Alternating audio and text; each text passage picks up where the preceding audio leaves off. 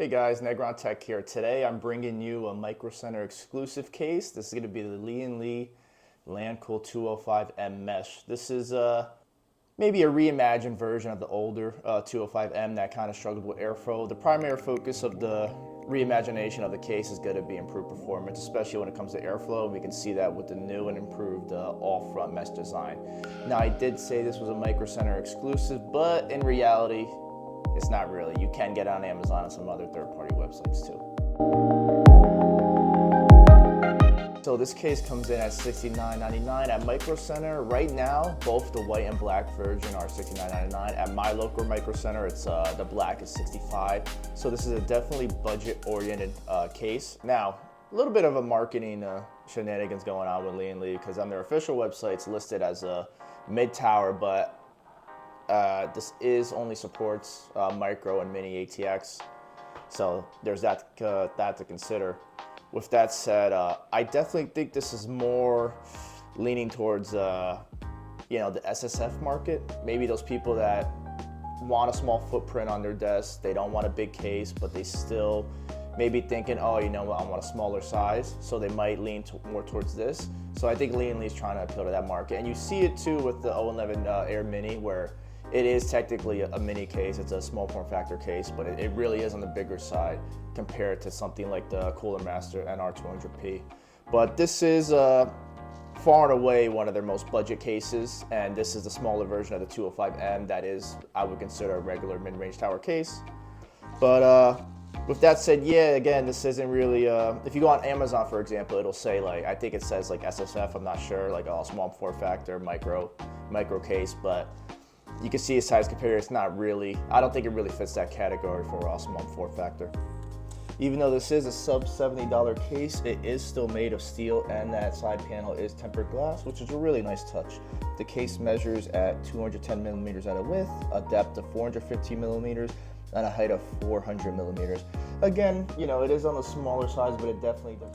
With that said, obviously, the most important measurement is gonna be that GPU clearance, and listed on the website, it says 375 millimeters, but if you are going to use a higher end GPU that is on the bigger size, just double check to see if the clearance fits. There is a compatibility list. If you just do a quick Google search, you'll be able to see.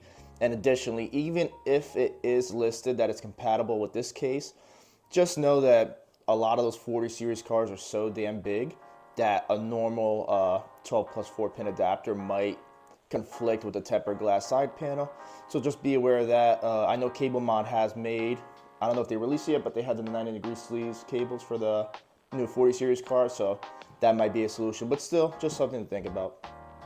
So for both the front and side panels, very easy to disassemble, just 2 thumb screws, very easy to just do with your hands. You take them both out. For the front end and the side panel, you just slide them right out.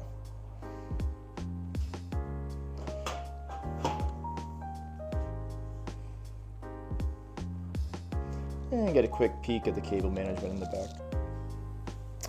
For radiator and fan support, you can fit up to a 240 millimeter on the front or top.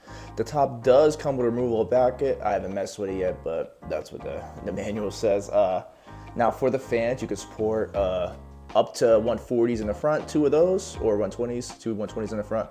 You can also fit 2 120s on top and 1 120 on the rear.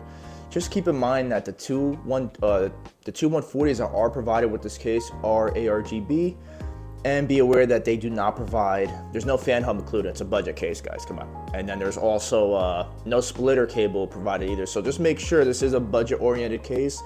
If you do go budget, you're probably gonna have a budget motherboard. I'm gonna show you one right now, the DS3H, I think it is, the Wi-Fi, the Gigabyte one that I'm gonna use for this budget build. It only has 2 addressable RGB headers. So just plan ahead. If I were to get a CPU cooler, a heatsink that was ARGB2, I'd have to buy a splitter. So just plan ahead when it comes to those connections and stuff like that, guys. Importantly, the airflow. I don't have a controlled environment or a system to really consistently test the airflow with different cases.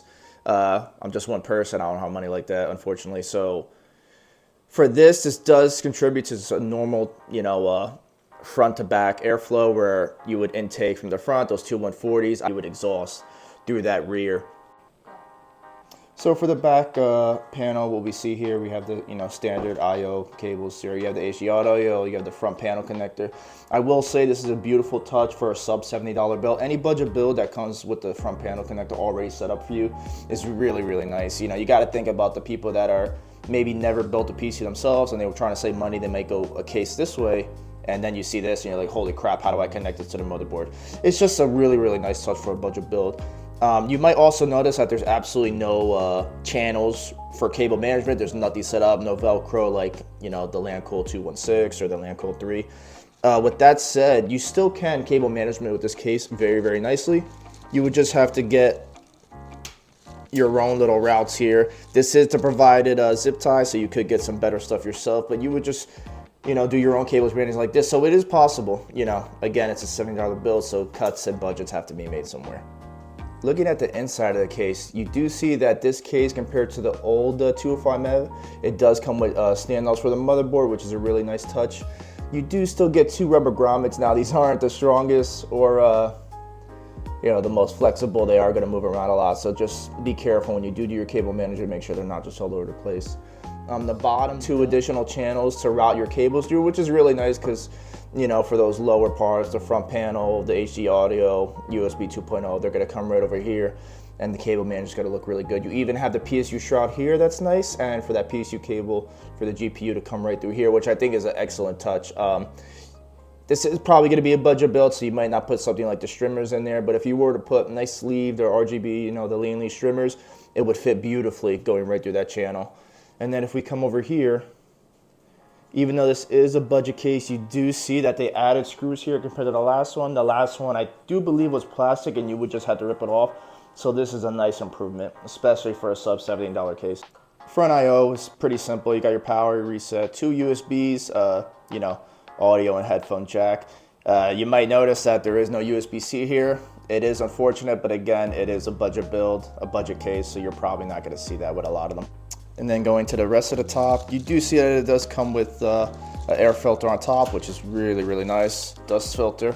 And then on the bottom, it has one on the bottom too that just slides right out, which is nice for that PSU. So you get an additional cage here for hard drives, and then you get another PSU. It does fit up to an ATX. I think it might not be compatible with the smaller form factor, but it does say ATX, so that is nice that you can fit a full ATX in here because that's the most common power supplies available. Now the cage is removable. All you got to do is unscrew these bottom portions here. Yeah, so just to conclude in some final thoughts, I do love Lian Li. This is a fabulous case. I think it's even better at its $65 and $70 price point.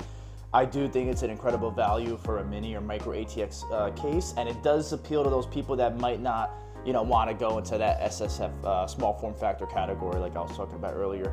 When we talk about the quality, steel, tempered glass, amazing.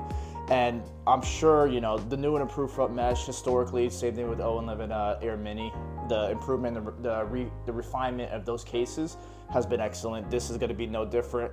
Just that typical, pull push configuration, that intake all the way to exhaust. You got a normal, CPU heatsink with that additional fan and one more rear fan to exhaust. You're going to have incredible performance in a budget build. Don't get too crazy, guys. You're not going to beat any worlds here with just up to 240mm radiators.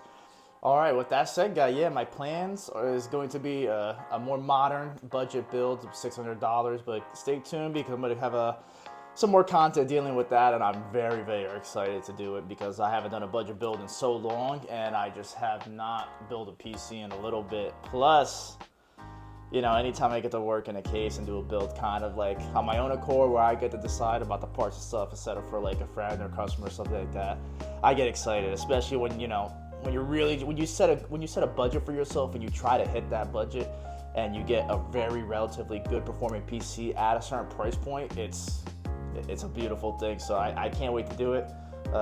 I can't wait to bring that stuff to you guys too. So yeah, if you have anything, just hopefully you get something out of this, leave a comment. Negron Tech here, guys. Have a good one.